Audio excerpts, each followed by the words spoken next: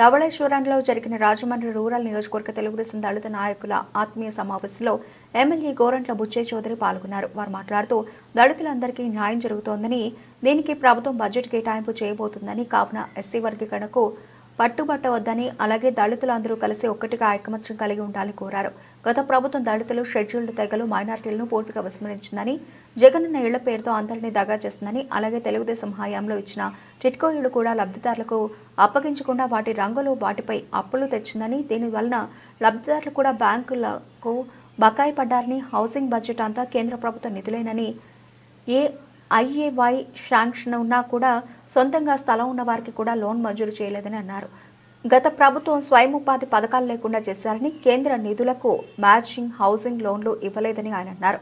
గతంలో టీడీపీ హయాంలో గిరిజన ప్రాంత వాసులైన 6,000 మంది ఎస్టీలకు స్కిల్ డెవలప్మెంట్ ట్రైనింగ్ ఇవ్వగా వారందరికీ మంచి ఉద్యోగాలు లభించాయని తెలిపారు.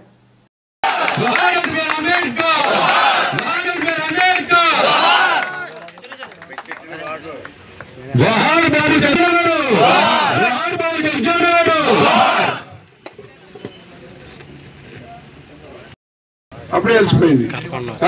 అది కట్టమన్నాం.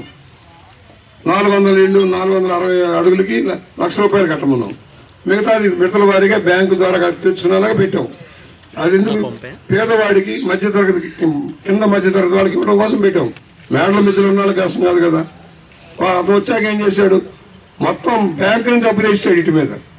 ఇప్పుడు ఏమంటున్నారు? బ్యాంకులు ఒకేసారి కట్టమంటున్నారు. ఒకేసారి 5 లక్షలు 6 లక్షలు కట్టమంటే కట్టే పరిస్థితి ఒక దళితుడు కట్టగలరా, ఒక బీసీ కట్టగలరా, ఒక పేదవాడు కట్టగలరా, ఒక కార్మికుడు కట్టగలరా?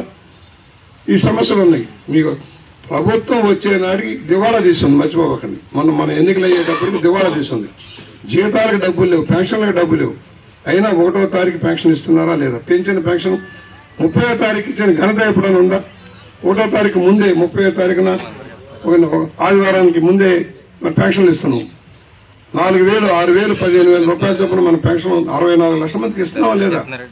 1వ తారీఖు జీతాలు వస్తున్నాయి. అంతకుముందు జీతాలు ఎప్పుడు వచ్చాయి తెలిసే కాదు. 1వ తారీఖు జీతాలు ఇస్తున్నాం. గ్యాస్ బండ్ల కార్యక్రమం మొదలైంది.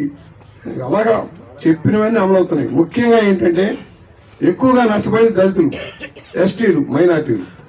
ఆ వర్గాలకు చెందిన నిధులన్నీ పక్కదారి పెట్టించాడు. ₹1 రాలా. కేంద్రం నుంచి వచ్చే నిధులకి మ్యాచింగ్ ఇవ్వాల. సెల్ఫ్ ఎంప్లాయ్మెంట్ స్కీమ్ లేదు. హౌసింగ్ లోన్ ఇవ్వాల. ఐఏవైలో బోల్డ్ ఇళ్ళు సాంక్షన్ ఉన్నాయి. సొంత స్థలం ఉంటే ఇల్లు ఇవ్వచ్చు, ఇవ్వలా. మరి నేను ఎమ్మడిపడి కట్టించాను కదా. ఆ ఆఖరిలో కొంత బాకీ ఉంది, ఆ బాకీ తీర్చలా. ఇవాళ మళ్ళీ ఎట్లేసి ఆ పాత బాకీలని ఇవన్నీ నిర్ణయించాం. త్వరలో అది కూడా వచ్చేస్తుంది. ఎక్కువగా ఎస్సీలకి ఇళ్ళు ఇచ్చిన దాంట్లో ఎస్సీలకి మర్చిపోకండి, దళితులకే ఇచ్చాం మనం ఎక్కువగా. ఐఏవైలో టాప్ ప్రయారిటీ ఎస్సీలకి ఇచ్చాను. ఆ ఇళ్ళన్నిటికీ డబ్బులు ఇస్తున్నారు. మళ్ళీ ఇప్పుడు కొత్త ఇళ్ళ స్కీమ్ వస్తుంది.